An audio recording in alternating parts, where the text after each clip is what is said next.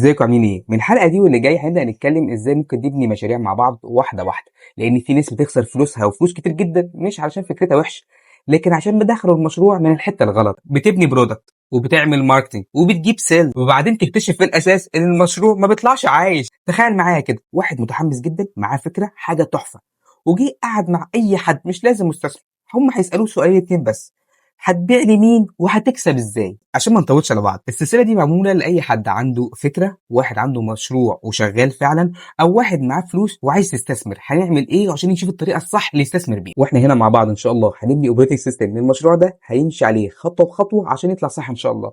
ومعنا التيم بتاعنا، تعالى اعرفكم عليه. واحد البيلدر اللي هو البيزنس مان بتاعنا، اثنين الماركتير اللي هيشتغل ماركتنج، سيلر والبي ام اللي هو المسؤول عن البرودكت، سي اف او برين الفاينانس، الفلوس كلها بقى العمود الفقري بتاع المشروع. اخر واحد معانا الاوبريتور اللي بيشتغل على الاوبريشن واللي بيشتغل على البرودكتيفيتي. اي مشروع عشان يتبني بيتبني على 3 جيتس، لو انت بقى ما مسكتهمش يبقى انت كده بتجري في الهواء. الجيت الاولاني ماركت جيت، مين العميل؟ ولازم هنا اعرف حاجه اسمها الاي سي بي، ايديال كاستمر بروفايل، مين العميل المميز اللي انا عايز اشتغل معاه. لازم اعرف البين ايه هي المشكله بتاعته، عشان لو مفيش عميل واضح يبقى كده مفيش مشروع اصلا. الثانيه اللي معانا بقى الماني جيت، هل المشروع بيكسب من كل وحده ولا بيخسر؟ وده بقى اللي بيوقع ناس كتير، بيجيبوا مبيعات وفي نفس الوقت بتزيد خسارات. والثالثه بقى اكسكيوشنز تيم، تقدر تنفذ انت بقى ورك فلو وتيم وسيستم. ودي بقى الحته دي عشان ما يبقاش عندك تيم وجبت واحد بتاع سيلز وفي نفس الوقت مش عارف تسلم. ودي بقى يا سيدي الاجابه اللي جات لك في الاول، ليه الاول والثاني والثالث مهمين جدا ومنطقيين ولازم يبقوا موجودين معانا في اي مشروع. النهارده بقى هنمسك جيت 2 عشان دي اسرع طريقه هتبني على الكارثه دي كلها انها تحصل من الاول. بص يا سيدي، عندك مصطلحين لازم يبقوا في جيبك: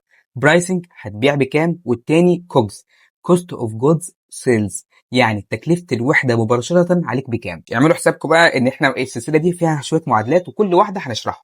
واول معادله معانا اليونت بروفيت، عباره عن البرايس ناقص الكوجز، يعني ربح الوحده عباره عن سعر البيع ناقص تكلفه الوحده نفسها. مش لازم يكون عندك منتج دلوقتي، حتى لو مجرد فكره، اكتب سعر متوقع واكتب التكلفه المتوقعه بتاعته هتبقى ماشيه ازاي. وهنا ده بيديك مؤشر كويس. لو طلع رقم سالب لازم تغير الموديل بتاعك قبل ما تبدا. تعال نتكلم عن مثال بسيط: خدمه او اشتراك او منتج. حتى لو انت بتبيع ب 300 وتكلفه الوحده عليك 320، يبقى انت بتدفع 20 جنيه لكل عمليه بيع بتحصل مع العملاء بتوعك، وبتغرق اكتر في العمليه دي. كده احنا عرفنا اليونت بروفيت بيطلع ازاي، وعرفنا ازاي بنبقى كسبانين وخسرانين. بس هقول لك على حاجه حلوه، دي دورك بقى يا سيدي. هتكتب لي 3 حاجات في الكومنتات: ايه فكرتك في سطر واحد، البرايسنج المتوقع، الكوكس المتوقع، وانا هرد عليك هل المعادله دي هتنفع ولا محتاجه تعديل. ولو عجبتك الحلقه ما تنساش اللايك والفولو والشير اللي علينا نستفيد. سلام.